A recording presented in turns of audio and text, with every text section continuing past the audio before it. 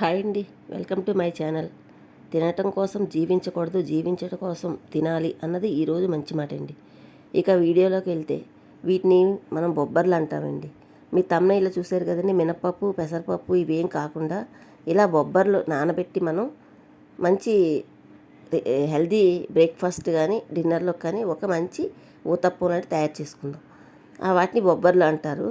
వీటిని ఒక 4-5 గంటలు నానబెట్టుకోవాలి. నానబెట్టుకుంటే పైన పొట్టు ఇలా పైన గట్టిగా పిసికి కడుక్కుంటే పైనుండి పొట్టు అంతా ఇలాగ పైనుంచి వాటర్లోంచి తీసేసుకోవచ్చండి. పైకి తేలిపోతుంది పొట్టు అంతా, తేలిపోతే సెపరేట్ అయిపోద్ది. పప్పు మాత్రమే మనం తీసుకోవాలి. పొట్టు అంతా కడిగేసుకొని శుభ్రం చేసేసుకొని ఇలాగ క్లీన్ చేసుకోవాలండి. పొట్టు వాటర్లోకి తేలిపోయి పొట్టు విడిపోతాయి. ఇలా శుభ్రం చేసుకున్న ఈ బొబ్బరి పప్పుని మనం చక్కగా అక్కడక్కడ గింజలకి పొట్టు ఉంటుంది, ఉన్నా ఏం పర్వాలేదండి. కొంచెం అలాగా తీసుకున్న తర్వాత ఒక గ్లాసుడు బొబ్బరి పప్పు నానబెట్టాను. అదే గ్లాస్ తోటి ఒక రేషన్ బియ్యం ఉంటాయి కదండి, ఆ బియ్యాన్ని కడిగి ఆరబెట్టుకొని నూక తయారు చేసుకుందాం. ఆ నూక నానబెట్టుకుని పక్కన ఉంచుకుందాం.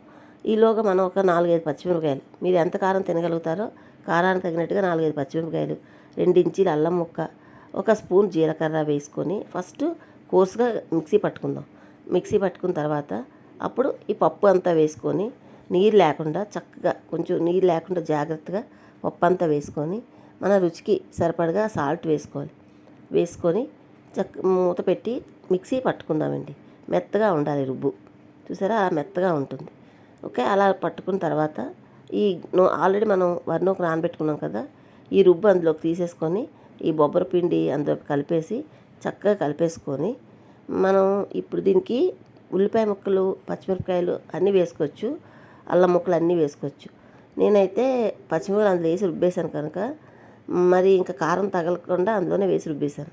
సో ఇప్పుడేమని ఒక మీడియం సైజు ఉల్లిపాయలు ఒక 3 తీసుకొని ఇలా ముక్కలుగా కట్ చేసుకొని ఈ బొబ్బరి రుబ్బులోకి కలుపుకున్నానండి. వీటిని బొబ్బరి పిండిలోని కలుపుకొని చక్కగా మనం ఒక 2-3 నిమిషాలు లేదా ఒక 5 నిమిషాలు అలా పక్కన ఉంచేసి పిండి సెట్ అయిన దాకా ఉంచుకొని ప్యాన్ పెట్టుకొని చిన్న ఊతప్పాలంటే చిన్నగా ఉండాలండి, పెద్ద ఉండకూడదు. చిన్న ఊతప్పాలు ఇలా నాన్ స్టిక్లో వేసుకుంటే తక్కువ ఆయిల్ పడుతుంది.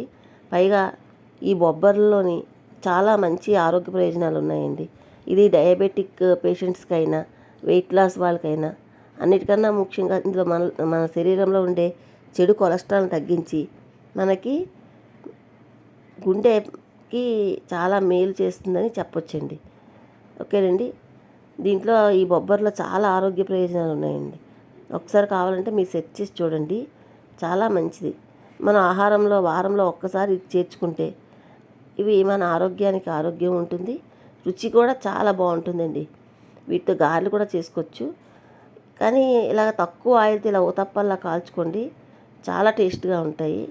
దీనికి కాంబినేషన్గా టమాటా పెరుగు పచ్చడి కూడా తయారు చేశాను, అది కూడా చూడండి. చక్కగా ఊతప్పాలు కాలిపోయి కదా, 2 సైడ్లు తిప్పి మంటను తక్కువలో పెట్టుకొని మూత పెట్టి కాల్చుకుందాం. చిన్నగా కాల్చుకోండి, పెద్ద కన్నా ఇలా చిన్నగా కాల్చుకుంటే చూడడానికి బాగుంటుంది, తినేటప్పుడు కూడా చాలా కంఫర్ట్గా ఉంటాయి. అలాగా ఆయిల్ చల్లి మూత పెట్టుకోండి. ఇది రెండో పక్క కాలేలోగా మనం ఒక 4 టమాటాలు తీసుకుందాం, బాగా పండినవి. అవి సన్నగా కట్ చేసుకొని దాన్ని వెజిటబుల్ చాపర్లోని స్మాష్ చేసుకుందాం అండి. చక్కగా ముద్దగా అయిపోద్ది అలా చేసుకుంటే దాన్ని పక్కన ఉంచుకొని ఇవి కూడా కాలిపోయి తీసేసుకుందాం. ఈ ఊతప్పాలు తీసుకొని దీంట్లోకి మరి కొద్దిగా ఆయిల్ వేసుకోవాలి. మనం ఈ హెల్దీ రెసిపీస్ అండి, ఇవన్నీ మన పాతకాలం వంటలే. చక్కగా రోజు తింటాం కదా, ఇడ్లీ, చపాతీ, పూరి, ఇలా కాకుండా కొంచెం డిఫరెంట్గా ఇలా ట్రై చేసి చూడండి. మన ఇంట్లో వాళ్ళకి ఆరోగ్యానికి చాలా హెల్ప్ఫుల్ అవుతుందండి.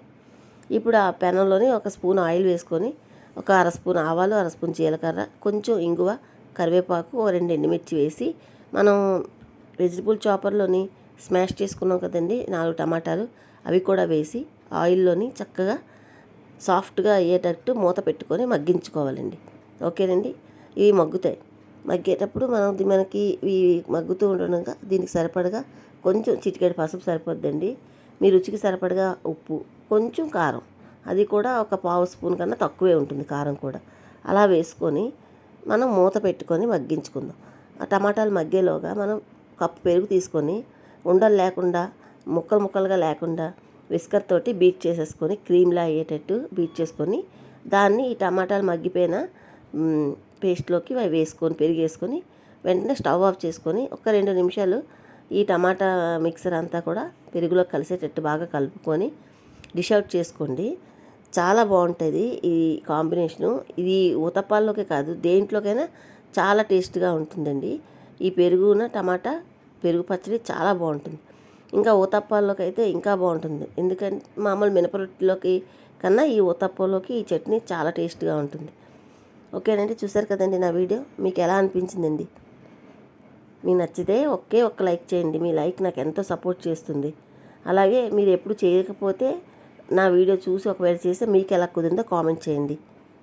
మరిన్ని మంచి వీడియో కోసం సబ్స్క్రైబ్ చేసుకోండి. Thank you for watching. Bye అండి.